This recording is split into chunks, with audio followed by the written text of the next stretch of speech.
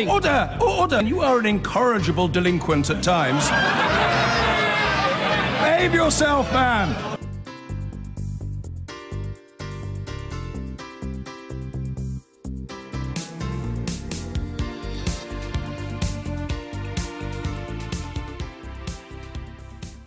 Brexit story once again hitting at least some headlines tomorrow. There's the Daily Express's take on it. Secret plot to derail Brexit. What's the secret plot? It's a mad headline in that it's not a secret and it's not a plot to derail Brexit. But other than that, that headline of secret plot to derail Brexit seems perfectly... It's jibber-jabber, even by the standards of the Express, which are peculiarly, almost parodically low. And so the problem... This is a story, and you can take issue with the leaked documents, if you like, which come from civil servants in Whitehall, explaining that the various different versions of Brexit will leave Britain worse off over the next 15 years. You can decry economists' inability to come up with accurate positions over history. You can say projecting 15 years into the future is a fool's game. There are legitimate debates to be had about that. It's not a secret. It's just... Well, it's not been released, has it? But this really is a non-story. It was a story that was leaked to BuzzFeed and is now kind of doing the rounds. But of course, we know that Whitehall, the civil servants, we know that they largely remain. They don't want us to leave the European. Do we know that? Yeah, we do generally. Oh. Yes, of course we do. They're part. How do we know that? Well, because we hear it regularly. But what, do you want names of people? Well, how do we know that? How do we know that these people who wrote this are predominantly? Carole, that's what I'm saying. So these people who are writing the story are not. They may be, quote, experts, but they're certainly not the kind of experts that are in the World Bank and what was the other organisation, the OECD, and all these financial institutions that have made these predictions over the past year since Brexit, saying that it's Armageddon. They've all been proved to be wrong. Every single one of them, by a mile, they've been proved to be wrong. So why would we think that a report that's been produced in Whitehall would suddenly be read? How can you predict 15 years ahead? The OECD and the World Bank couldn't predict a year ahead, so I don't know how they're going to predict 15 years. It's a report that's come out of the Department for Exiting the EU by a bunch of civil servants whose job requires them to be impartial, and they've looked at economic evidence to suggest here are some reasons. What economic evidence are they looking at? They can predict 15 years. Well, even if... I mean... It's nonsense. They're predicting, for what it's worth, the three different scenarios. They are, yeah. And they're saying that the best one of those, which is effectively remaining in the European Union by all chance... By the single market, get away, that's a 2... It would be 2% down but growth. But listen to some of the predictions they're saying. They're saying that if we go to WTO rules with no deal, 15 years down the line, the economy would be 8% worse off. If we stay in the single market, we'll be 2% worse off. If we go to a Canadian-type deal, we'll be 5% worse off. They cannot possibly know that at this stage. And all these screams for... I wish they would publish this thing, because it'll be slated just like all the other things, the IMF reports and the World Bank reports. Isn't it not the case, though, Carole, I think that most... slated. People didn't vote Brexit, generally speaking, in my view, for economic reasons. You speak to a lot of Brexiteers, they are willing... The main reason of poll last week said it wasn't immigration, it was actually wanting to govern ourselves. Yeah. That was the main reason. Sovereignty. My point is, it's always been politics versus economics. There's always been a sense that there is a big trading bloc very close to us. It obviously makes economic sense. It self-evidently makes economic sense to be close to that trading bloc. As you pull yourself away from that trading bloc, there are going to be economic consequences. I'm not saying anything here that's not kind of self-evidently obvious. Now, people who voted Brexit would say, whatever turbulence that period causes, it may be we lose growth of 2%, 3%, 4%. We're already the slowest growing economy in Europe, thanks to the ramifications of the last... faster than all these so-called experts said we were going to grow. But still slower than other people in Europe. Yeah, but we've grown 1.8% this year, and when the predictions were 1.2%. So all these great experts don't know what they're... All my point was that very few people who believe in Brexit would say, over the next 5 years, we'll do better economically as a result of Brexit. They will say, we're willing to pay a price for Brexit. All Brexiteers said we would pay a price. They said exactly that. There would be hiccups for the first couple of years, but then So you're saying the same thing there? Yeah. So I kind of effectively believe this is saying no more than the bleeding obvious, which is when you pull out of a preferential trade deal with a giant block of partners which are right on your doorstep, there's going to be economic consequences. But the world has become smaller in terms of how we get to it and how we access it. So it's easier to do deals out there than it ever was before. Of course it is. In the Commonwealth, it's easier to do deals now than it's ever been. It's still easier to do deals with America. We do deals with America. It's still easier to do deals with things that are right next to you. And all I'm saying is... fighting with them and the people in this country don't want to be in it. All I'm saying, the economic consequences of Brexit were not the reasons why people voted for Brexit. They voted for other reasons. Like you said, maybe it was immigration, but I totally buy... No, it wasn't. It was, well, there was a big poll of 12,000 people that just came out recently that said the main reason... It was an Lord Ashcroft poll that said the main reason was sovereignty. Yeah, and I totally buy that, and that's fine. But we can't then kid ourselves by saying there won't be negative economic consequences, or even that people are willing to pay economic consequences. That's exactly... And so this effectively says, here are some projected figures that show what their consequences might be. I'm not sure anyone would actually dispute figures that are nowhere near... And Theresa May also says this is not the kind of deal we're looking for anyway, that has been looked at. There are 3 different scenarios, none of which is the one we want, which is a bespoke deal. Yeah, but Theresa May, of course, has no clue, first beginnings of a clue of what she actually wants. The government hasn't got the first beginnings of a clue, so the government can't really say, and this is the great irony here, the government says this doesn't take into account our own plans, because you haven't got any plans. Actually, it can't take into account the things that don't exist. Lord Bridges today said in the Commons that the first thing we have to decide is what kind of country we want after Brexit, and I actually totally agree with that. So do you think everything's been done the wrong way round? Yeah. Given the divisions currently that Theresa May is contending with, she's on her way to China, leaving behind rats in a sack in her party. No one talks of Brexit. No one, all the things that we're saying that are good about what might happen is not being talked up. Theresa May will not talk it up for fear of offending the people who are against Brexit. She is, I really think now this country is rudderless.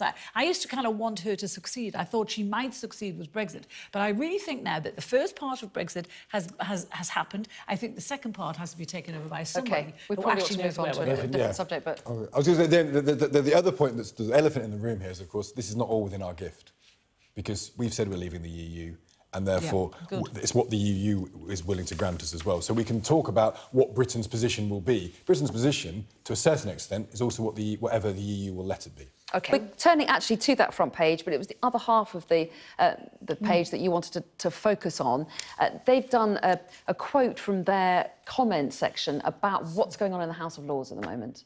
Yeah, had the House of Lords been an echo chamber for Brexit, then I don't think the Daily Mail would be constitutionally concerned about it. But as the House of Lords has displayed a willingness to challenge the terms of Brexit and to express criticism of it, the Mail is constitutionally concerned about it. It feels it's for a bunch of Ramoning has-beens who are just using the opportunity to waste everyone's time and chunter on. And that, in leaving aside Brexit... That's exactly what they're doing. Well, leaving aside Brexit, that's not a terrible description of the House of Lords more generally. But the Mail doesn't like it because there's a 2-day debate in the House of Lords. It's a chance for everyone in the House of Lords, and they've more or less almost all taken it. They are queuing up, aren't they? And say their 2 bits. This is not just about the Mail not liking it. This is a whole bunch of unelected people sneering at the 17.4 million people who voted for Brexit. Listen to something. This is Lord Bill Amoria. He's my co-host on The Pledge. He says, Brexit is a train crash in slow motion. He said, my lords, it's not too late to stop the train crash.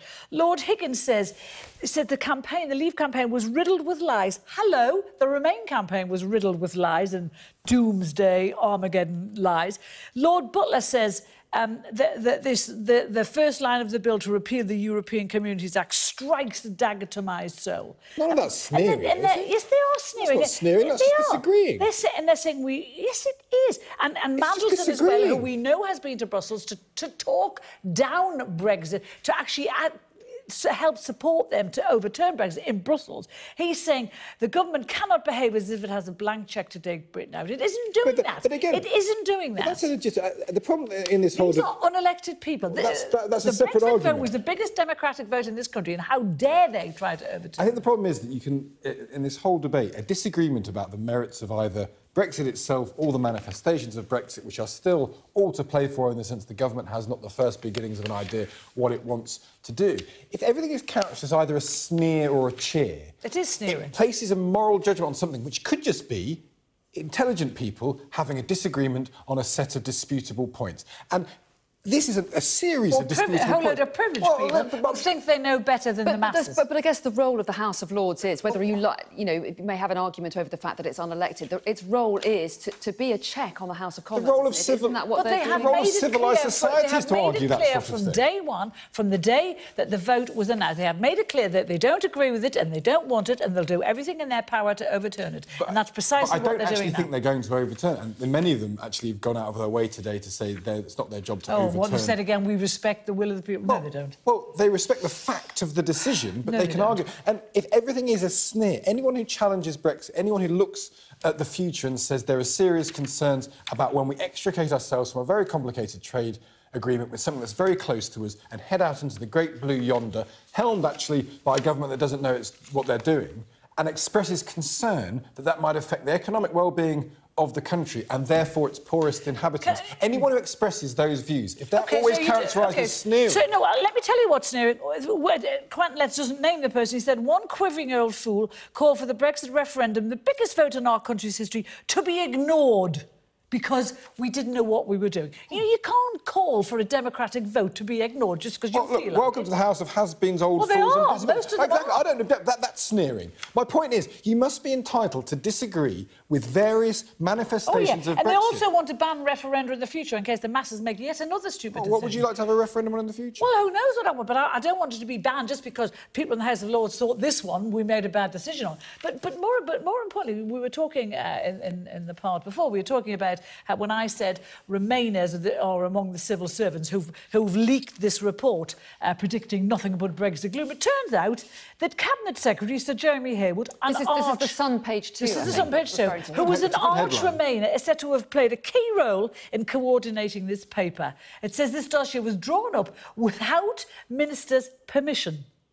So he went ahead and ordered this. And what's he going to order? Good news? Well, according to David Davis, there are a series of impact papers. Then there weren't a series of impact papers. Of course there's going to be impact papers written by impartial civil servants to examine what might happen in the future. Without Minister's permission, without Minister's knowledge, and actually coordinated by Cabinet Secretary Jeremy Haywood, who does not want Brexit to happen. And we should explain a bit more about this report, So this report, this is a report that has come out of government. It's come out of various departments. And it's been leaked. And it's been leaked to BuzzFeed. And what it shows is there are 3 different versions of Brexit modelled in this. One is pretty much remaining in the single market and the customs union. That would hit the growth of our economy by 2%. There's the World Trade Association, the fallback option, which I think hit by 8%. Yes, every option that they're looking at will affect and what they're doing, and this is stupidity because they can't do it. They're looking 15 years ahead and predicting these losses. You know, the World Bank, the IMF, the OECD tried to predict 2 years ahead,